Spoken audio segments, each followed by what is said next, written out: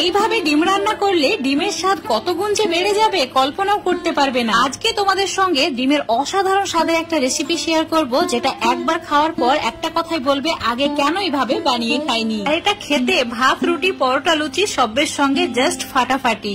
আজকের এই রেসিপিটা বানানোর জন্য আমি মাটির হাঁড়ি ইউজ করেছি, তোমরা যে কোনো হাঁড়ি বা কড়াই নিতে পারো। তো হাঁড়ির মধ্যে দিয়ে দিতে হবে জল, তাতে সামান্য পরিমাণে নুন অ্যাড করে ডিমগুলোকেও অ্যাড করে দিতে হবে। এখানে ডিমের পরিমাণটা নিজেদের পছন্দ মতো বাড়িয়ে বা কমিয়ে নিতে পারো। ডিমগুলো অ্যাড করে দেওয়ার পর চুলোর ফ্লেমটা মিডিয়াম টু হাই করে দিতে হবে। 10 মিনিট ওয়েট করতে হবে। 10 মিনিটের মধ্যে ডিমগুলো খুব ভালোভাবে সেদ্ধ হয়ে যাবে।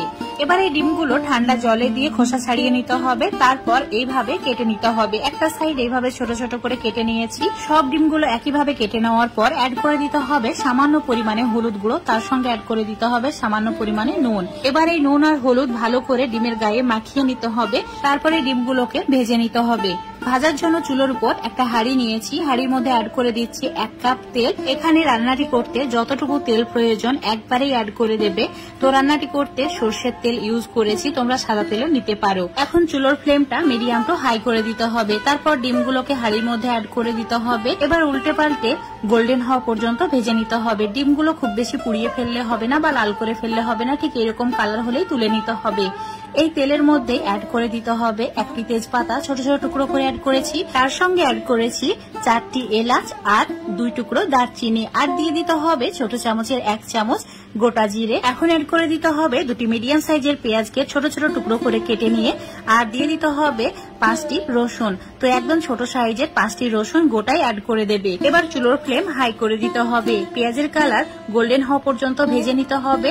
যখন এইরকম কালার চলে আসবে অ্যাড করে দিতে হবে 1 চামচ আদা রসুন বাটা, আর এর সঙ্গে দিয়ে দিতে হবে 8-10টি গোটা গোলমরিচ। এবার একটু সময় নিয়ে আবারও ভালো করে কষিয়ে নিতে হবে, যাতে আদা রসুনের কাঁচা গন্ধটা চলে যায়। তারপর অ্যাড করে দিতে হবে একটা বড় সাইজের টমেটোকে ছোট ছোট টুকরো করে কেটে নিয়ে, তারপর 2-3 মিনিট হাই ফ্লেমে আবারও একটু কষিয়ে নিতে হবে। টমেটো হালকা সফট হয়ে গেলেই অ্যাড করে দিতে হবে স্বাদ মতো নুন।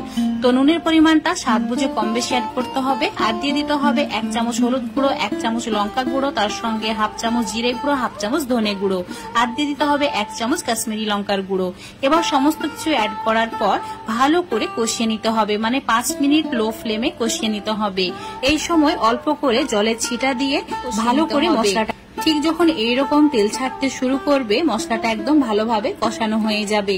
তারপর অ্যাড করে দিতে হবে 4টি গোটা কাঁচা লঙ্কা। এবার একটা বাটিতে 4 চামচ টক দই নিয়েছি, ভালো করে ফেটিয়ে নেওয়ার পর এটা এখন হাঁড়ির মধ্যে অ্যাড করে দিতে হবে। আর টক দই অ্যাড করার সময় অবশ্যই চুলোর ফ্লেমটা একদম কমিয়ে রাখবে, না হলে অফ করে দেবে। তারপর টক দইটা মেশাবে, না হলে টক দই কেটে যেতে পারে। এবার মিডিয়াম আঁচে 2 মিনিট মতো টক দই ভালো করে কষিয়ে নিয়েছি। কষানো হয়ে গেলেই চুলোর ফ্লেমটা একদম কমিয়ে দিতে হবে। তারপর মিক্সার জারে নিয়ে নিতে হবে 1 চামচ চারমগজ, তার সঙ্গে 7-8টি কাজু। এবার অল্প একটু জল দিয়ে পেস্ট করে নিতে হবে, আর এই পেস্টটা হাঁড়ির মধ্যে অ্যাড করে দিতে হবে। এই সময় চুলোর ফ্লেমটা বাড়িয়ে দেওয়ার পর ভালো করে 1 মিনিট কষিয়ে নিতে হবে। 1 মিনিটের মধ্যে খুব সুন্দরভাবে একদম গ্রেভিটা রেডি হয়ে যাবে। এবার ভেজে রাখা ডিমগুলোকেও অ্যাড করে দিতে হবে। তারপর একটু সময় নিয়ে আবারও কষিয়ে নিতে হবে। যত ভালো করে কষানো হবে এটার স্বাদ তত বেড়ে যায়, মানে খেতে দারুণ সুস্বাদু হয়। তো ঠিক দেখতেই পাচ্ছ তেল ছেড়ে দিয়েছে। এবার গরম জল অ্যাড করে দিচ্ছি 1/2 গ্লাস মতো। এখানে জলের পরিমাণটা একটু কমই রাখতে হবে, বেশি দেওয়া যাবে না।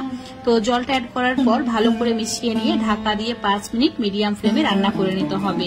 তোমাদের এখন 5 মিনিট পর দেখাচ্ছি, দেখতেই পাচ্ছ। এবার অ্যাড করে দিতে হবে 1/2 চামচ গরম মশলা। গরম মশলা মিশিয়ে নেওয়ার পর চুলোর ফ্লেমটা লো করে রেখে 1 মিনিট রান্না করে নিতে হবে। 1 মিনিট রান্না করে নিলেই এটা ব্যাস রেডি হয়ে যাবে। গরম ভাত, লুচি, পরোটা সবের সঙ্গে খাওয়ার জন্য সামান্য পরিমাণে ধনেপাতা কুচি অ্যাড করে ঢাকা দিয়ে এইভাবে রেখে দিয়েছিলাম। এখন তোমাদের 5 মিনিট পর দেখাচ্ছি, মানে চুলোটাকে অফ করে 5 মিনিট রেখে দেওয়ার পর তোমাদের দেখাচ্ছি। দেখতে পাচ্ছ কত সুন্দর একটা কালার এসছে। আজকের এই ডিমের রেসিপিটা এতটাই সুস্বাদু হয় যে ভাত, রুটি, পরোটা, লুচি সবের সঙ্গে জাস্ট ফাটাফাটি। তো বন্ধুরা অবশ্যই এইভাবে একবার ট্রাই করে দেখবে। আশা করছি এটা খেয়ে তোমাদের অনেক ভালো লাগবে। আর যারা ডিম খেতে ভালোবাসো তাদের কাছে তো একদম অমৃত।